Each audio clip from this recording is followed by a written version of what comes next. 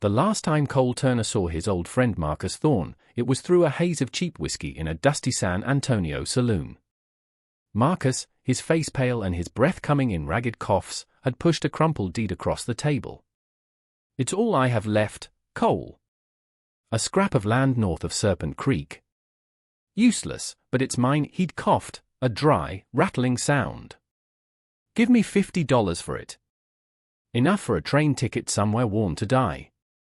Cole, haunted by the memory of his wife, Annabelle, and seeking his own quiet end, had seen it as a sad joke, a way to give a dying friend some dignity without the sting of charity.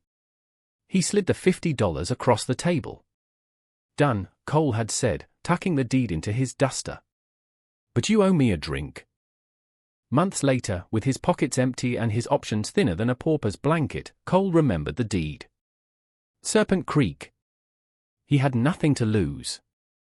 He rode north, expecting a barren patch of rock and cactus.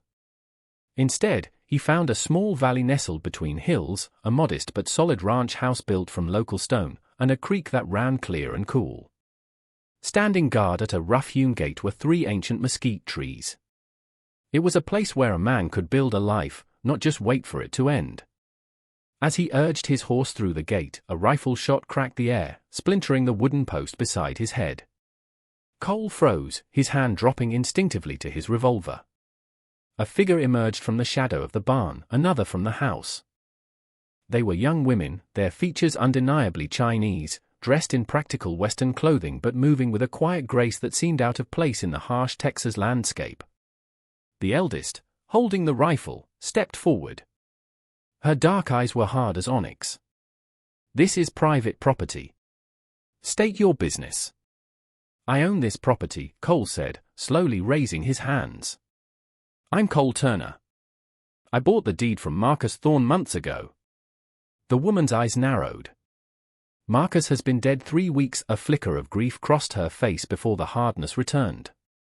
The youngest of the 3, a girl who couldn't be more than 16, clutched a knife, while the middle sister watched him with an unsettling, perceptive gaze. "Marcus told us to expect you," the riflewoman said, though she didn't lower her weapon. "He said if a man with haunted eyes and a past he was running from showed up with this deed, we were to trust him. He didn't say you'd bring trouble." Before Cole could ask what she meant, 2 riders crested the nearby hill. The lead rider was a man in his 40s, dressed in a fine suit that screamed of wealth and power. His younger companion had a cruel smile and cold, assessing eyes. The woman, whose name he would learn was Leanne, spoke in a low voice. "That trouble. Baron Croft." Croft reined his horse to a stop, his dismissive gaze sweeping over the 3 sisters before settling on Cole.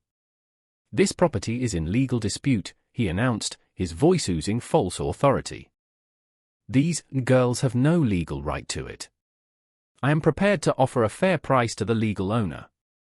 "The deed is in my name," Cole stated, stepping forward. Croft's son, Garrett, laughed. "And you think that matters? This land is vital for the new railroad spur. Progress won't be stopped by a drifter and 3 foreign strays." His eyes lingered on Leanne with a predatory gleam that made Cole's blood run cold. "Consider your options carefully, Turner. We'll be back in 3 days to take possession." After the Crofts departed, Leanne led Cole inside. The house was sparse but clean, filled with the scent of dried herbs. The middle sister, Mai, tended to a small scratch on Cole's arm from his journey, her hands gentle and skilled. The youngest, Sulin, watched him with a mixture of fear and curiosity. "Marcus and his wife saved us," Leanne explained, her voice tight with memory. "We were brought from China to work on the railroad. Our parents, they died in a tunnel collapse. The foreman sold our indenture papers. Baron Croft wanted this land even then," Mai added softly. "Marcus refused to sell.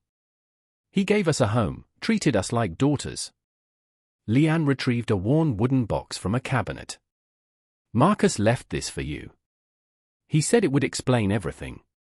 Inside lay a leather-bound journal and a faded photograph. Cole's hand froze as he picked up the picture. It was his father, Silas Turner, standing with a group of railroad men, his face hard and unforgiving. Cole opened the journal to a page marked with a red ribbon and began to read Marcus Thorne's shaky script. Cole, if you are reading this, then my final gamble paid off. The women on this ranch, Leanne, Mai, and Sue Lin, are the survivors of the Black Ridge Tunnel collapse of '68. It was no accident. The foreman, a cruel man looking to cut costs, used faulty blasting charges. That man was your father, Silas Turner. Afterward, he sold the surviving orphans into servitude to cover his crime. I met your father once after the war, and he confessed this sin to me, drunk and dying. I spent years searching for those girls. When I found them, I bought their freedom and gave them this ranch, this home. I brought you here, Cole, not just to protect them from men like Croft, but to give you a chance to right your father's wrong. To build something where he only destroyed. This is your chance to keep your promise to Annabelle. The world tilted on its axis. His father, the man he remembered as a stern but principled veteran, was a monster. The legacy he'd been running from wasn't just his own grief, but a sin he never knew he'd inherited.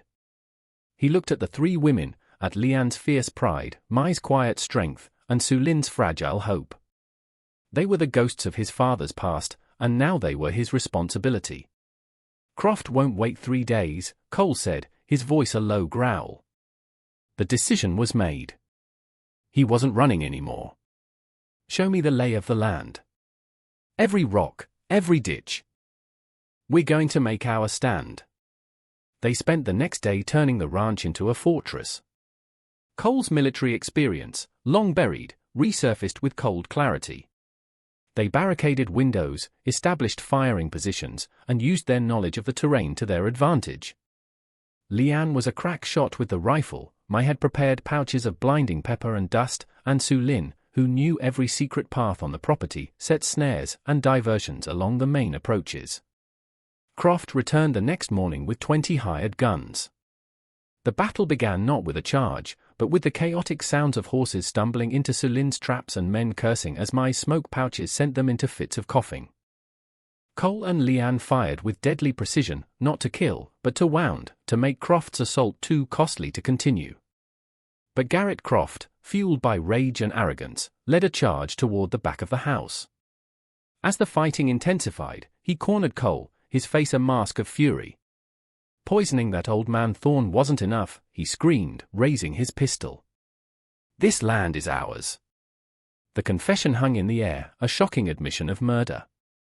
But before Garrett could fire, a single shot rang out. He staggered back, a look of surprise on his face, and collapsed. Sue Lin stood at the corner of the house, her rifle still raised, smoke curling from the barrel, her young face pale but resolute. The fight broke with Garrett's death. The hired guns, their paymaster dead and their resolve shattered, fled.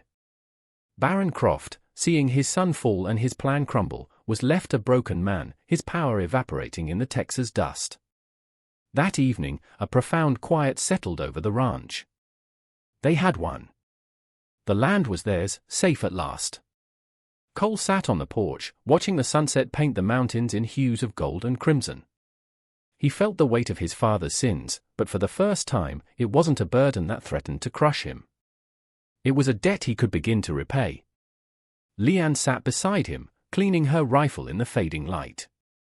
You could leave now, she said, not as a challenge, but as a statement of fact. Your part is done. Cole looked at the house, where he could hear Mai and Sue Lin talking softly in the kitchen.